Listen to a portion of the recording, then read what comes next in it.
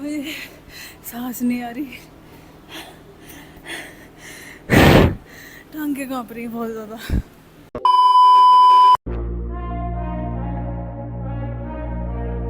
Hi guys, my name is Reeva and welcome to my channel. And आज हम वापस आ चुके हैं जिम में and today we are doing a dedicated leg workout. मैंने एक्चुअली ग्लूट वर्कआउट डाला हुआ है बट वो बहुत पुराना हो चुका है, so if you guys have not seen it go ahead and see that, watch that.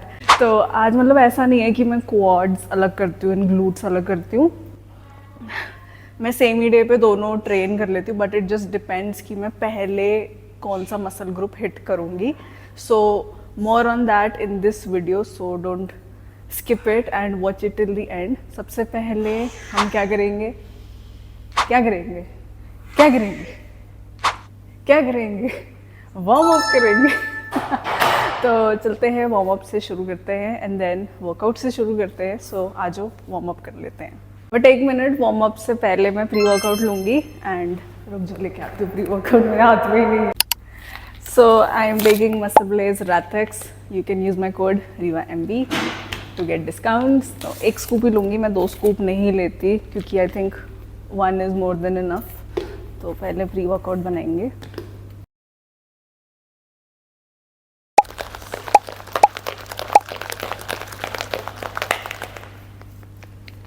Cheers!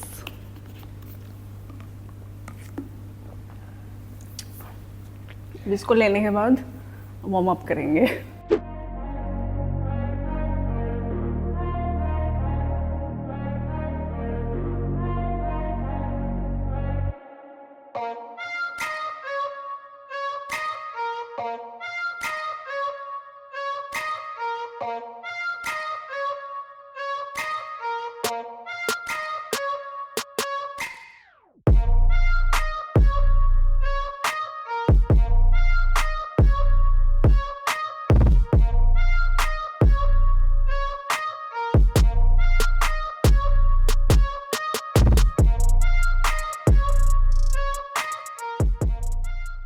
Okay guys, तो मैं ऊपर आ चुकी हूँ एंड सबसे पहले हम करेंगे स्मिथ मशीन स्क्वाट्स। मैं बारबेल स्क्वाट्स अपने स्ट्रेंथ वाले डे पे करती हूँ, आज मेरा मसल बिल्डिंग वाला वर्कआउट है।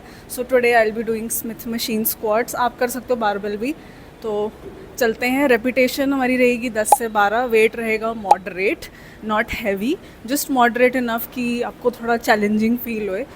ऑल्सो मैं स्क्वाट सबसे पहले इसलिए कर रही हूँ because I am focusing on my quad growth. मेरे क्वाड्स अंडर डेवलप्ड है तो सबसे पहले मैं स्क्वाट्स करूँगी। अगर आपके ग्लूट्स अंडर डेवलप्ड है तो आप पहले हिप थ्रस्ट या कोई ग्लूट फोकस्ड एक्सरसाइज करना, बट मैं पहले क्वाड्स के लिए करूँगी। तो चलो, सो वार्म अप स्टार्ट करते हैं। बाल बांध लेते हैं क्योंकि बाल बहुत फंसते हैं लोगों के स्क्वाट्स के दौरान। सो आप इसके 1-2 सेट लगाओगे, 10 से 15 रेप्स विद लाइट वेट, मतलब इतना हैवी भी नहीं और मॉडरेट भी नहीं होना चाहिए, बस थोड़ा सा लाइट वेट होना चाहिए। तो मेरा वार्म अप हो चुका है, अब मैं अपना वर्किंग सेट शुरू कर रही हूँ। अगेन आपका फोकस होना चाहिए कंट्रोल्ड रेप्स पे and weight should be moderate enough कि आपको थोड़ा ऐसे लगे कि हाँ थोड़ा चैलेंज भी है, बट इतना भी नहीं कि आपके 10 से 12 रेप्स पूरे ना हो सके। सो उस हिसाब से वेट लेना। Try to hit depth as much as possible. तो स्मिथ मशीन का यही फ़ायदा होता है थोड़ा कि बैलेंस आपको मिल जाता है and you can actually focus on the depth and the range of motion. So शुरू करते हैं with a working set.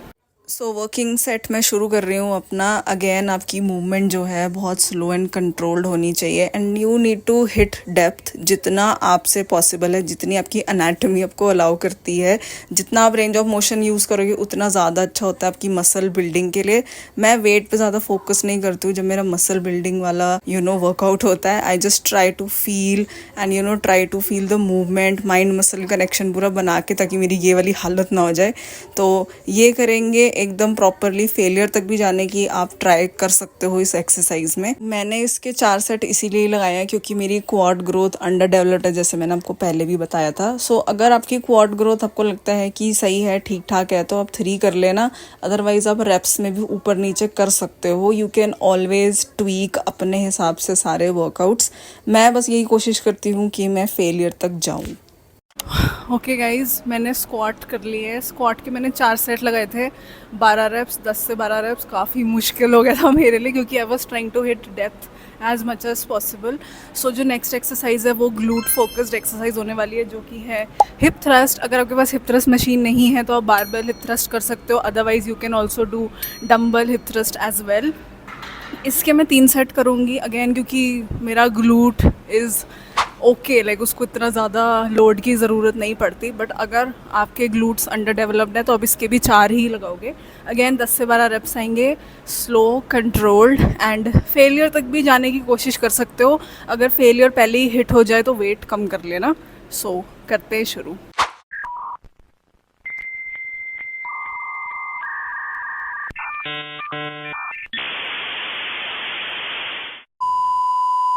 Okay, अब हम फाइनली हिप थ्रस्ट शुरू कर सकते हैं। So as you can see कि मेरी मूवमेंट अगेन इसमें भी बहुत स्लो है। I don't know, like you guys should count the number of times I say slow and controlled movement.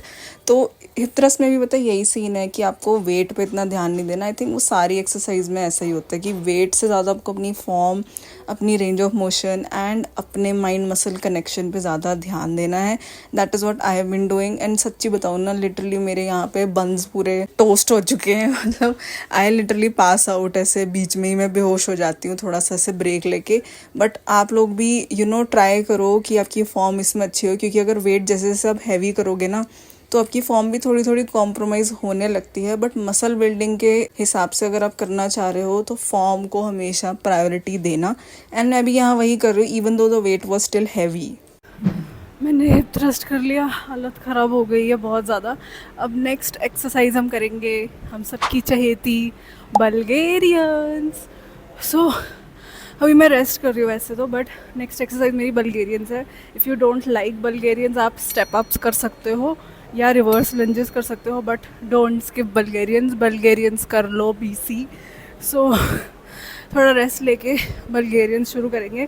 उसके भी मैं 3 सेट लगाऊंगी 10 रेप्स, क्योंकि मैं 10 रेप्स में ही फेलियर हिट कर जाती हूँ। So that's the plan and let's go.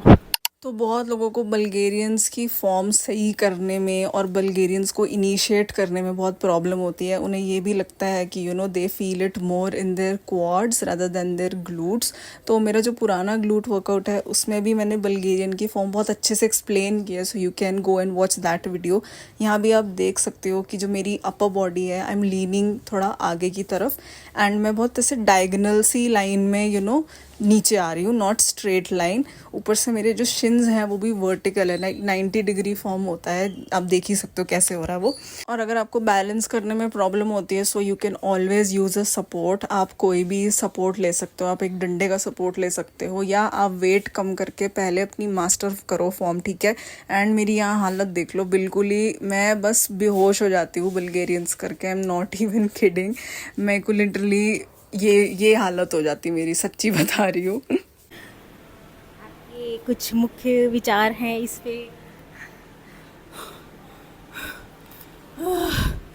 मुझे सांस नहीं आ रही, टांगे कांप रही बहुत ज़्यादा, और लोग कहते हैं मैंने इंजेक्शंस लगवाए हैं। This is the after effect of Bulgarians. और ये एक्चुअली मेरी बहन ने ऐसी कैंडिडली बनाई थी। सो A few moments later. अब हम करेंगे लेग एक्सटेंशन। इसके भी 3 सेट लगाऊंगी 15 रेप्स। एंड बहुत थक गया है, मेरी हालत ख़राब हो गई है। मतलब हमारी कंपाउंड मूवमेंट सारी ख़त्म हो गई। अब हम एक्सेसरीज़ पे जा रहे हैं। तो सबसे पहले एक्सेसरी लेग एक्सटेंशन है, तो करते हैं।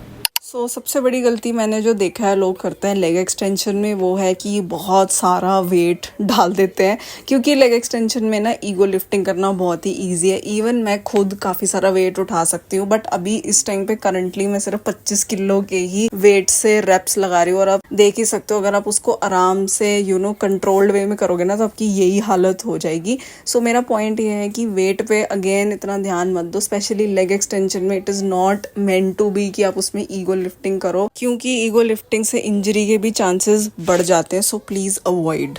सो जो नेक्स्ट एक्सेसरी मूवमेंट है वो है GHD, which is glute ham developer और हाइपर एक्सटेंशन। बट अगर आपके जिम में अगर ये मशीन नहीं है तो आप हाइपर एक्सटेंशन ही कर सकते हो। ये दोनों के लिए, लाइक ग्लूट्स के लिए भी और हैमस्ट्रिंग्स के लिए भी। तभी मैंने लेग कर्ल नहीं लगाया क्योंकि इसमें मेरे हैमस्ट्रिंग्स ट्रेन हो जाएंगे। I really like this machine, मुझे हाइपर एक्सटेंशन से ही बेटर लगती है, तो ये कर लेते हैं।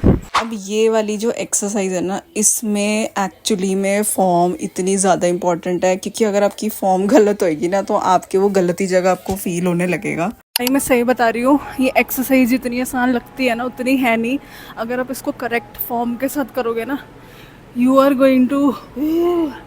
मैंने वेट डाल के किया है, आप बिना वेट के 15 से 20 रेप्स लगाओगे। तो पहले फॉर्म मास्टर करना, उसके बाद ही वेट डालना, क्योंकि इसमें फॉर्म सीखने में थोड़ा टाइम लगता है। ऊपर से your back should be rounded, not straight, जो नॉर्मल हाइपर एक्सटेंशन में होती है। अगर आप स्ट्रेट रखोगे तो आपके लोअर बैक पे आना शुरू हो जाएगा। So keep your back rounded. करते हैं सेकेंड सेट। मेरी हालत बहुत ख़राब है, बट चलो। ये एक्चुअली मैंने कहीं पे ना पढ़ा भी था कि जैसे हम हिप थ्रस्ट की फॉर्म करते हैं ना, जैसे वी टक आर पेल्विक, तो इसमें भी वैसे ही है, बस आप उल्टा हिप थ्रस्ट कर रहे हो। तो वही वाला फॉर्म आप इसमें भी अप्लाई करोगे तो आपको एक्चुअली फील होगा ग्लूट्स में। नेक्स्ट और लास्ट एक्सरसाइज रहती है वो है काफ रेजेस। उसके मैं लगाऊंगी 3 सेट्स। वैसे मैं 4 लगाती हूँ, बट बिल्कुल हिम्मत नहीं बची, हालत मेरी क्या हो चुकी है। 3 सेट्स लगाएंगे, 15 से 20 रेप्स लगाएंगे और चलते हैं। तो लास्ट एक्सरसाइज पे हम फाइनली आ चुके हैं, जो है काफ रेजेस। आप सीटेड काफ रेजेस भी लगा सकते हो। मेरे जिम में सीटेड काफ रेजेस की मशीन नहीं है, तो मैं स्टैंडिंग वाले ही लगाती हूँ। अगर आपके काव्स अंडर डेवलप्ड हैं या आपको लगता है कि वो ग्रो नहीं होते, सो push these muscles till failure. मैं जेनेटिकली थोड़ी ब्लेस्ड हूँ काफ डिपार्टमेंट में, सो मैं 3 से 4 सेट्स ही लगाती हूँ। विद दैट मेरा लेग वर्कआउट ख़त्म होता है। अब मैं बस स्ट्रेच करूँगी। मैं एक्चुअली एब्स भी लगाती हूँ, बट बिल्कुल हिम्मत नहीं बची है। बहुत ज़्यादा दिनों बाद भी मैं लगा रही हूँ, तो काफ़ी मैं थक चुकी हूँ। सो अभी मैं स्ट्रेच करूँगी एंड लेट मी नो अगर आप ये वर्कआउट ट्राई करो और आपको कैसा लगा। So I hope you guys enjoyed this video and I'll see you guys in the next video. Till then, bye, take care and ये वर्कआउट करना एंड बल्गेरियन स्किप मत करना.